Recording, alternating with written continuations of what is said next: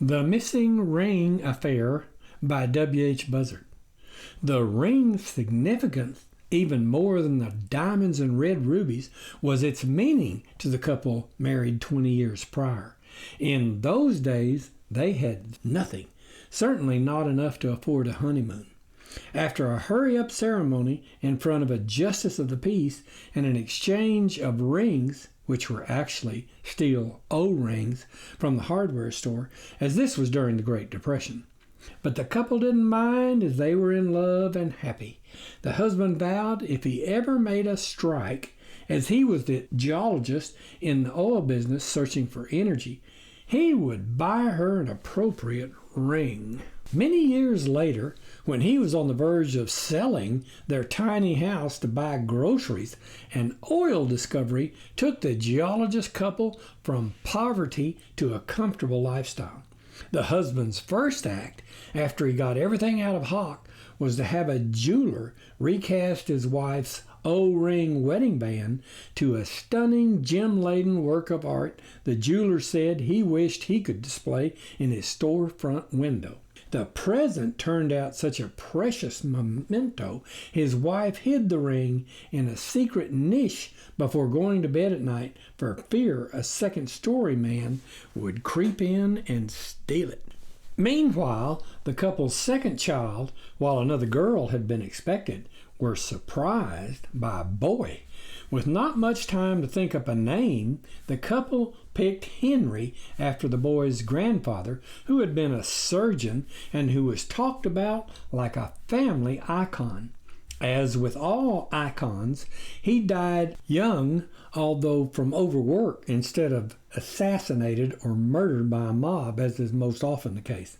His failing, if that's the correct term, was his patients could call him anytime, day or night. As a result, his wife gave up scolding him for leaving the bed at 2 or 3 a.m. to treat Miss So-and-so with cancer or a child with whooping cough or whatever. Although his namesake, to say Henry was not quite as distinguished as his grandfather, was to say the Pecos River in West Texas had not quite the grandeur as Niagara Falls. He was kept back in the 4th grade, for one thing. Today, he would be diagnosed with attention deficit disorder or hyperactive. Back then, he was just a fidgety brat who wouldn't sit still. Later on, he went to college 5.5 years. But failed to graduate. He even volunteered to go fight in Vietnam, but the Army didn't want him either.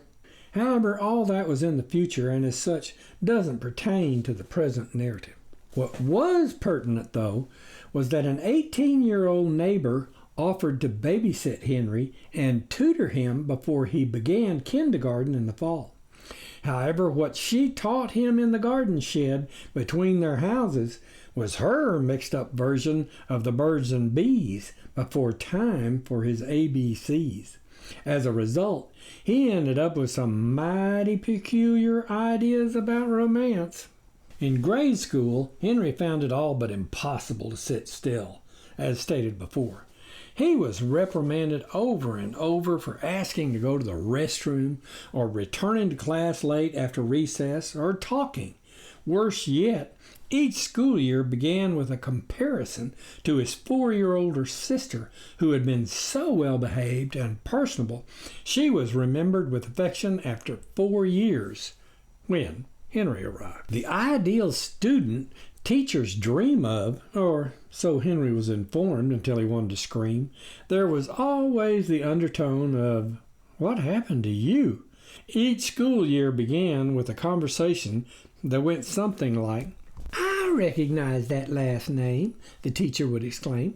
"I remember your sister from, let's see, how many years ago was that?" 4, Henry would answer. 4? My goodness, can it be that long? 4 years? Are you sure? Not that poor at math. Oh, she was such a lovely girl, and so personable. I miss her still. Everyone absolutely loved her, even those teachers not lucky enough to have her. So I've heard. She was such a joy to see each morning, the teacher would drag on, at least in her brother's opinion. An absolute delight. Always prepared and volunteered for everything from erasing the blackboard to staying after class and straightening desks. I believe she would have swept floors and emptied the trash had we let her. Aren't you lucky to have her for a sister? If only more students were like her. My job would be so much easier. I'd never dread another workday. Are you going to imitate her? Of course not. No one possibly could. Who expects there to be another Michelangelo? She's 1 in 1,000. No, 10,000. There can't possibly be another like her. Some might think the prior conversation overdone, but not the poor sap who had to go through the same comparison year after year. It was no surprise to Henry then when his 4th grade teacher, his second, as he changed schools to keep from having to watch his classmates move on. Anyway, she called one evening and asked to speak to his mother. Expecting the worst, Henry yelled for his mother to pick up the kitchen wall phone while he, in the den where he'd been working a puzzle, did not hang up the receiver. He overheard his teacher ask if it would be all right to give their phone number to another mother of a child in the class who wanted to speak to her about an unusual situation. His mother agreed, and not too much later, the phone rang a second time.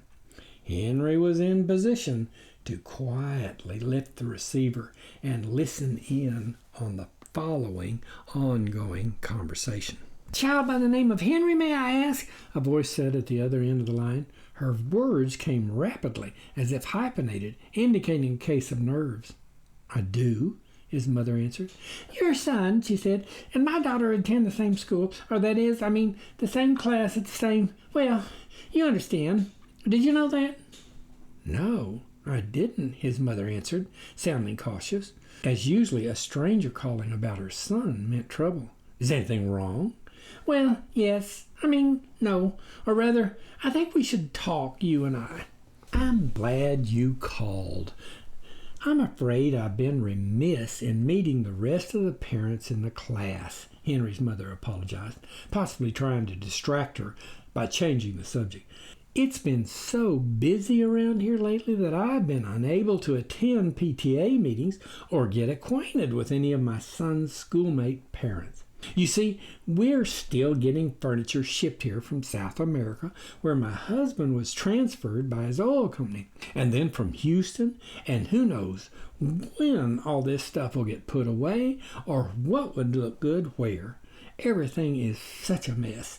In fact, I've misplaced a very sentimental piece that's ever so important to me and have been totally distracted trying to find it." "Believe me," the woman offered, her voice sounding calmer, "I understand completely. Not long ago, my husband and I moved to this baking desert from Pennsylvania, and it took forever to get organized. But that's not the reason I called. I wanted to talk to you because something extraordinary has taken place between my daughter and your son you may not be aware of. I wanted to inform you of what's been going on, which just now came to my attention as well." "Well, I'm glad you did. I'm sure your daughter is a very nice girl, and I'm glad to hear Henry has made a new friend." "Oh, no," the woman said, her voice taking on a grave note. "If it was mere friendship, I wouldn't bother you. But the relationship has gone way beyond that. According to their teacher, who informed me of their behavior first, the two stay together constantly. They've scooted their desks next to one another. They share lunches in the cafeteria. They're together on the playground, neglecting to consort with other kids. They've even been spotted during recess holding hands." "How darling!" Henry's mother exclaimed. "To tell you the truth, Henry's relationship with his older sister has been on the rocks lately, as she can be a little bossy. I was afraid my son was developing a grudge towards females, so I'm glad to hear otherwise. Oh, quite the contrary. Your son's attitude towards my little girl is as far from a grudge, as you say, as it's possible to get. Believe you me, your Henry is not a misogynist, I can assure you of that. Well, that's good news anyway. Not entirely. You see, your son proposed to my daughter. Proposed? Proposed what? I don't understand. Marriage. What? Her voice louder than intended. He asked my daughter to marry him, and more to the point, she agreed. In the third, or rather fourth grade? She asked in more of an accusation than a question. I mean, premature is not the word. Where are we? Afghanistan? Saudi Arabia? I hardly know what to say. Don't you worry. I'll straighten that boy out. His father will want to be involved too. I'm afraid that's not the end of it, the woman on the phone continued. There's more? Don't tell me they've eloped and left town. You're not far afield, the woman returned, sounding wary. Your son has given my daughter a ring, a very nice ring. When I questioned my daughter where she got it when I picked her up at school, she told me the whole story and told me it was her wedding ring. They think they're married. Oh, no, Henry's mother said, the anxiety leaving her voice suddenly for what sounded like an impending calamity. A ring, you say? Not a cheap plaything, like out of a Cracker Jack box, you mean? Oh, goodness, no. Nothing rinky-dink at all. A costly ring, then. Rather expensive? Well, it's costume jewelry, I suppose, and rather gaudy. But nonetheless, such a ring. Heavens to Betsy. Costume jewelry, you say? But beautiful. Quite lovely. Really to the point you'd be flabbergasted. I'm sure. When I saw the ring, I almost rear-ended the car ahead of me. Yes, I see, his mother said, her tone changing as if having an inkling there might be an added dimension the other woman could not know. I have a feeling we both might be flabbergasted. Oh, my sakes alive! The plastic stones alone appear authentic to the point a purchase like that would require an outlay of cash no fourth grader I ever heard of that is, I mean, unless you and your husband give your son an extremely generous allowance. No. He's too young for an allowance. That's what I was afraid of. So I asked myself, where on earth could your son have come by such a magnificent gift? The only answer I could think of was either he found the ring, possibly in the street, maybe, or else, and please don't take offense, as kids are too young yet to know right from wrong, he may have stolen it. I fear the latter is more likely. Can you describe the ring? Wait just a minute longer, and I'll ask my daughter to take it off her index finger. This may not be so easy, as she's become quite attached to it. I might need to call you back. She wrapped tape around the bottom of the ring to make it fit snug on her finger. Be right back. The phone went silent, and Henry braced for what was coming. He heard his mother's sharp fingernails drumming on the countertop, as was her habit when near the end of her patience.